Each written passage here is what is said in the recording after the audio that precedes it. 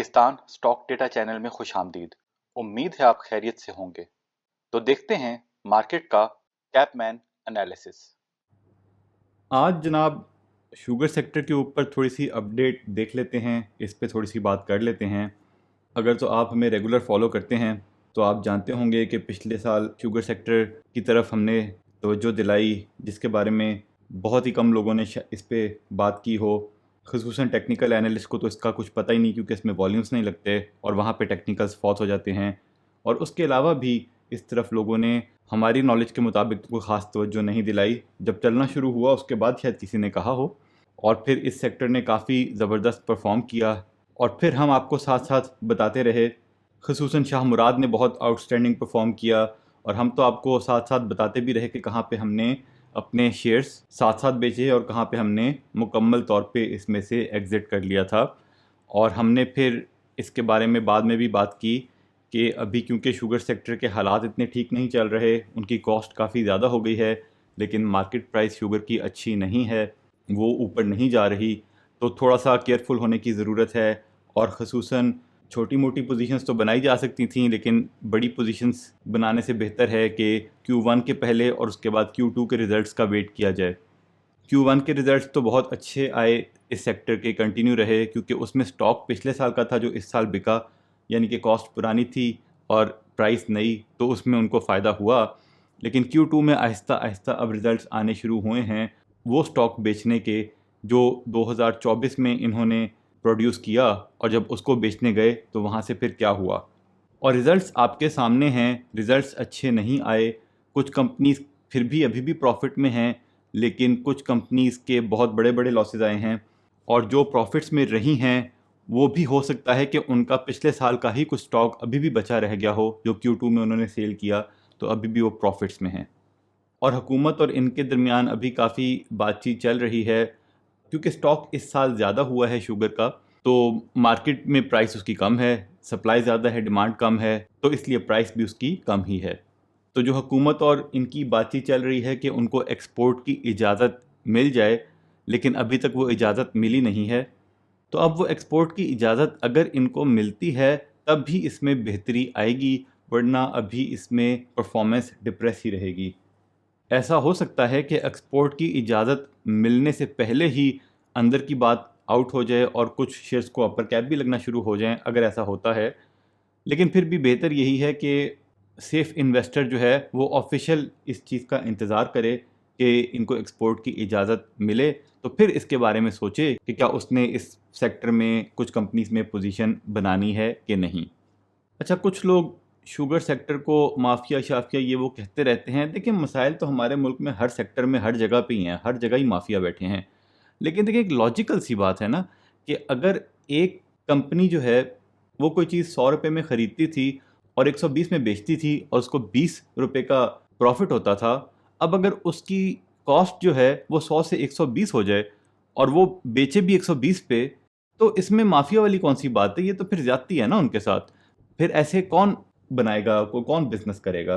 तो ये बहुत ज़रूरी है इसको देखना कि ये क्यों मसाइल हो रहे हैं इस सेक्टर के साथ, और इस मसाइल को हल भी करना चाहिए।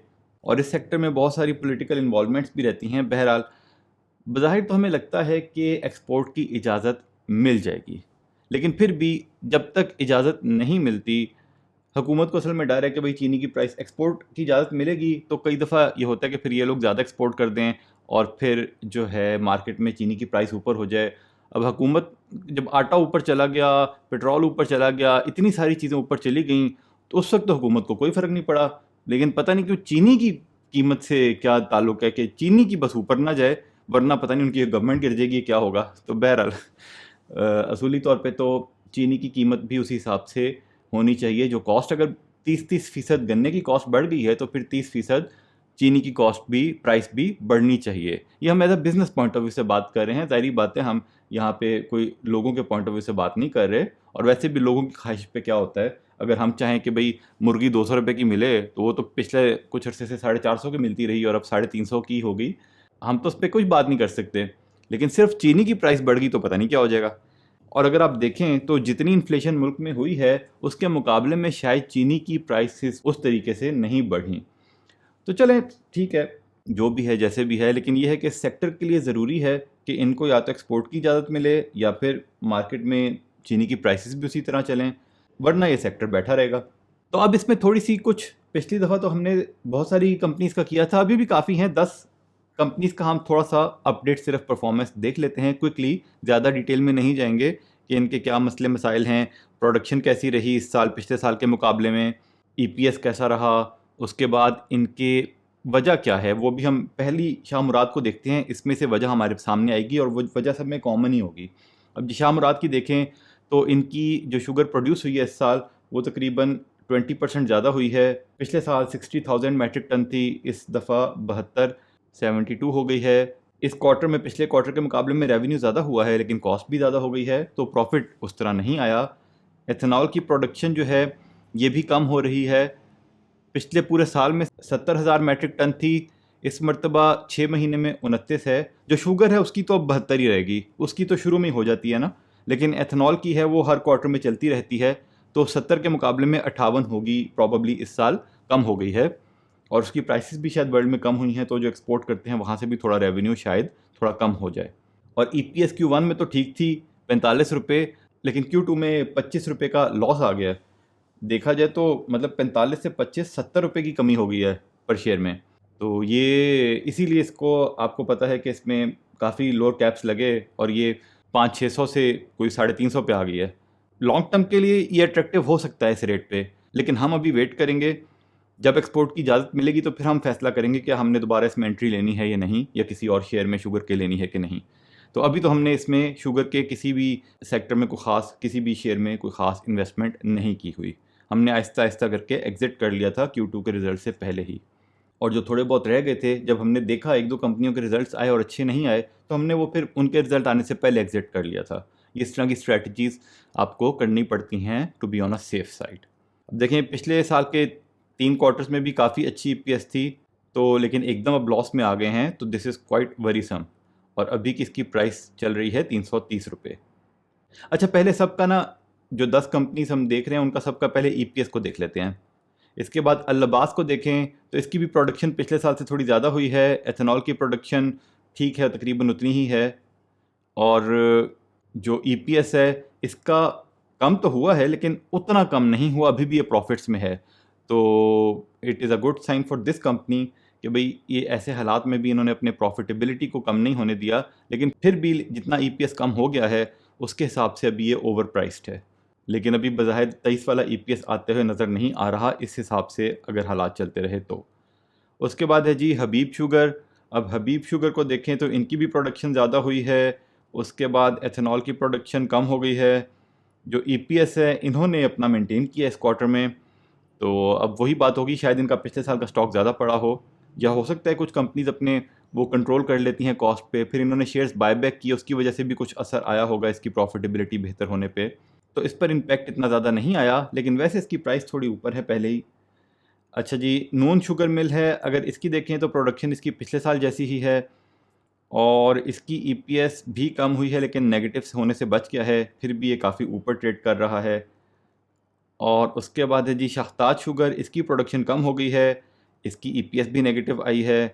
तो Q1 में हालांकि 22 रुपये थी और अब -5, तो ये थोड़ा सा, ये भी कोई अच्छा नहीं चल रहा, प्राइस काफ़ी ऊपर हो गई है इसकी।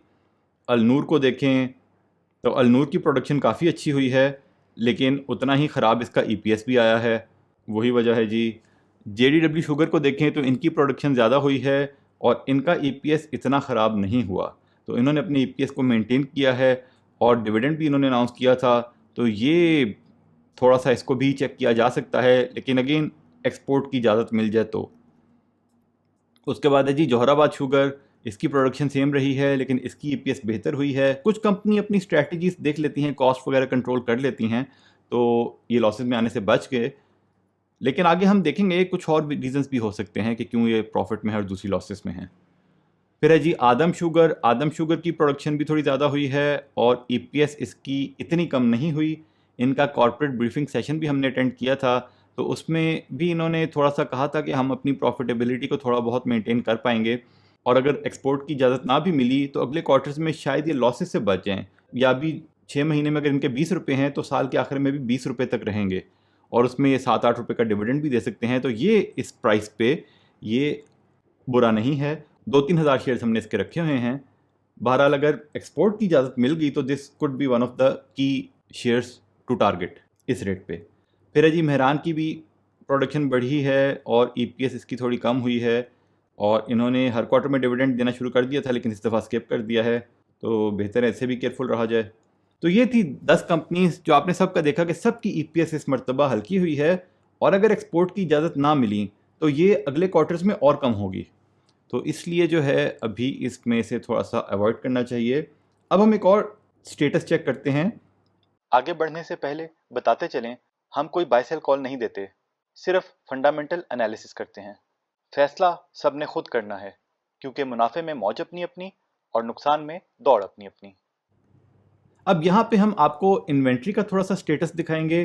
पहले कॉलम में लेटेस्ट इन्वेंट्री आ रही है, दूसरे कॉलम में कॉलम एडी में आ रही है जो पिछले क्वार्टर में इन्वेंट्री थी। वो ज़्यादा वैसे पहले क्वार्टर की इन्वेंट्री वो इतनी रेलेवेंट नहीं होती, क्योंकि उस टाइम पे तो अभी प्रोडक्शन शुरू हुई होती है ना, और अब तकरीबन कंप्लीट हो चुकी होगी, तो ये ज़्यादा इंपॉर्टेंट है। और इसी तरह हम देख रहे हैं, ये देखना चाहते हैं कि पिछले साल सेकेंड क्वार्टर में इनकी इन्वेंट्री कितनी थी, वहाँ से, क्योंकि ये कॉस्ट पे होती है ना, तो वहाँ से हमें थोड़ा सा पता लगेगा कि इनकी इन्वेंट्री जो है वो ज़्यादा हुई है कि नहीं पिछले साल के मुकाबले में, क्योंकि प्रोडक्शन ज़्यादा हुई है तो इन्वेंट्री भी उस हिसाब से ज़्यादा फिर बनती है। और आगे फिर हमने कॉलम AF में लिख दिया है कि पिछले साल Q2 के मुकाबले में कितने परसेंटेज है इन्वेंट्री इस साल। 147% का मतलब ये है कि 47% इंक्रीज़ हो गया है। फिर उसके बाद हम देखेंगे कॉलम AP में कि इनका शॉर्ट टर्म लोन कितना हो गया है इस साल Q2 में, और पिछले साल Q2 में कितना था, और फाइनेंस कॉस्ट भी देखेंगे कि ज़्यादा हो रही है। असल में शुगर सेक्टर के जो डायनामिक्स को समझने के लिए ज़रूरी है, होता क्या है, इनका साल चलता है अक्टूबर से सितंबर। ये अक्टूबर से लेके दिसंबर जनवरी तक ये गन्ने खरीदते हैं, और इनको, और फिर उन गन्नों से जब शुगर बनाते हैं तो वो पूरा साल बेचते हैं। लेकिन जब ये गन्ने खरीदते हैं तो इनको जो अपनी गन्नों की कॉस्ट है वो 3 महीने में ही, यानी कि कैश पे होता है। ये उनको, जो हमारी अंडरस्टैंडिंग है, ये इनको किसानों को उसी टाइम पे इनको कैश दे के ख़रीदना होता है। लेकिन जब वो बेचते हैं पूरा साल में तो वो उसके ऊपर रिटर्न जो है वो आहिस्ता आहिस्ता आता है। इसलिए इनके प्रॉब्लम ये होती है कि इनको गन्ने खरीदने के लिए शॉर्ट टर्म में लोन हर साल लेना ही पड़ता है पहले क्वार्टर में, यानी कि अक्टूबर से दिसंबर में या जनवरी से मार्च में भी शामिल कर लें तो उस टाइम पे इनको अच्छा खासा लोन लेना पड़ता है। और फिर पूरे साल में आहिस्ता आहिस्ता जब इनकी सेल होती है तो ये अपने लोन को, शॉर्ट टर्म लोन को अदा करते हैं, और यही साइकिल इनका पूरा साल चलता है। और एक ये वजह भी इसीलिए बन गई इनकी लॉसेस में जाने की कि एक तो इनकी कॉस्ट पहले ही बढ़ गई, गन्ने की कॉस्ट बढ़ गई रॉ मटेरियल की, और मार्केट प्राइस इतनी ज़्यादा नहीं है। दूसरा, ये जो लोन लेके इनको वो अदा करना पड़ा है किसानों को, तो उसके ऊपर आपको पता है इंटरेस्ट रेट पहले ही बहुत हाई है, तो उसका भी इनको इम्पैक्ट आया, जिससे इनकी प्रॉफिटेबिलिटी मुतासिर हो रही है। अब आहिस्ता आहिस्ता इनकी सेल होगी तो अगले 2 क्वार्टर्स में ये फाइनेंस कॉस्ट कम तो होती जाएगी, लेकिन इम्पैक्ट पूरे साल में इनका रहेगा ये।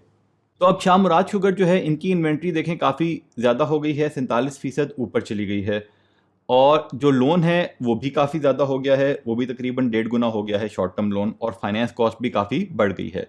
तो ये भी एक वजह है इनकी नुकसान में जाने की, और बाकी शुगर कंपनीज का भी यही वजह होगी, पर हम फिर भी देख लेते हैं आगे।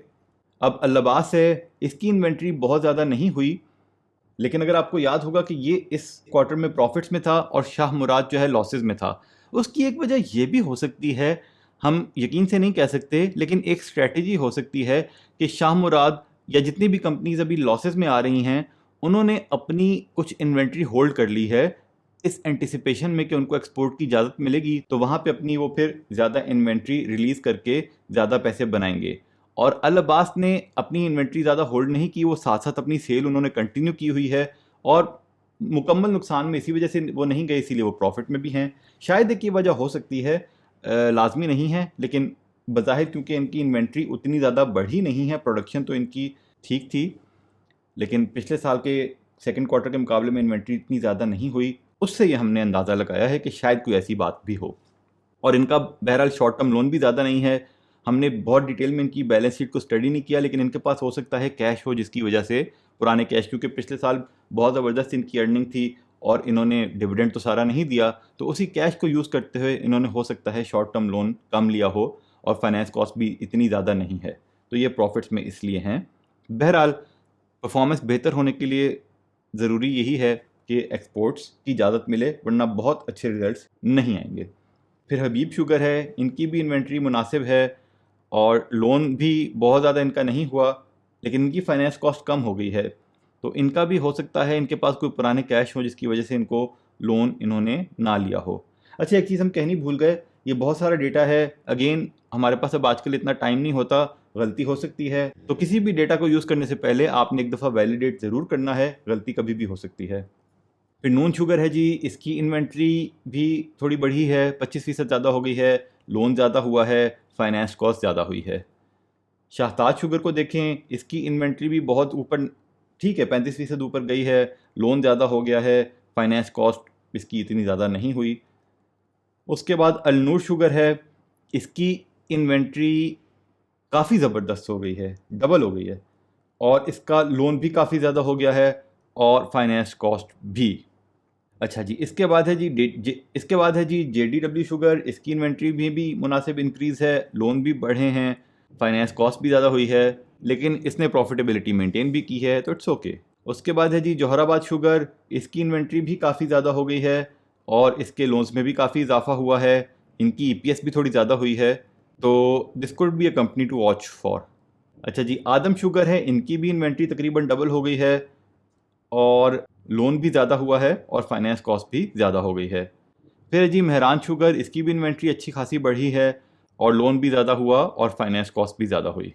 तो ये थी वो वजूहात प्राइमरीली जिसकी वजह से इस सेक्टर ने अभी इतना अच्छा परफॉर्मेंस नहीं दी। लेकिन इसमें एक बात अगेन इम्पॉर्टेंट है, ख़ुसूसन देखें आप, ये इन्वेंट्रीज काफ़ी ज़्यादा हैं इनके पास, और ख़ास तौर पे जिन कंपनीज़ की इन्वेंट्री पिछले साल से काफ़ी ज़्यादा हो गई है, अगर एक्सपोर्ट की इजाज़त मिली, देखिए हमारे पास कोई मैकेनिज़्म नहीं है ये कैलकुलेट करने के लिए कि अगर इनको एक्सपोर्ट की इजाज़त मिल गई और ये कितना एक्सपोर्ट करेगी हर कंपनी और इसके ऊपर कितना इम्पैक्ट आएगा। लेकिन अगर एक्सपोर्ट की इजाज़त मिल गई तो कुछ कंपनीज़ के ख़ास तौर पे जिनके पास इन्वेंट्री ज़्यादा है, तो इस साल भी उनके रिकॉर्ड रिज़ल्ट्स आ सकते हैं। लेकिन अगेन ये सब सिर्फ तब होगा अगर इनको एक्सपोर्ट की इजाज़त मिल गई। तो आप इस न्यूज़ को वॉच आउट करते रहें।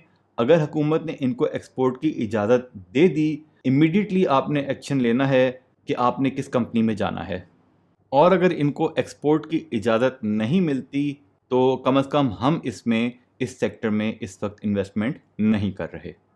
हमने इससे पिछले साल बहुत अच्छा प्रॉफिट बनाया, लेकिन वही बात है कि हमने एज एन इन्वेस्टर डिसीजन करना होता है, हमने कोई इनसे शादी नहीं करनी होती। और अगर आप में से कोई इसको शादी समझता है तो फिर तलाक भी दे देनी चाहिए। ये ऐसी तलाक है जिसमें अल्लाह नाराज़ नहीं होगा। तो ये था जी आज का एनालिसिस। ये सारा डेटा हमने PSX की साइट से लिया, आप खुद वैलिडेट करें, फिर अपना फैसला करें। याद दहानी करवा दें कि बाय सेल कॉल नहीं थी, वजह पहले बता चुके। तज्जिया पसंद आया तो शेयर, लाइक, सब्सक्राइब करें, बेल आइकॉन पे क्लिक करें। खुश रहें और अपने अमल पे तवज्जो दें। अल्लाह के हवाले।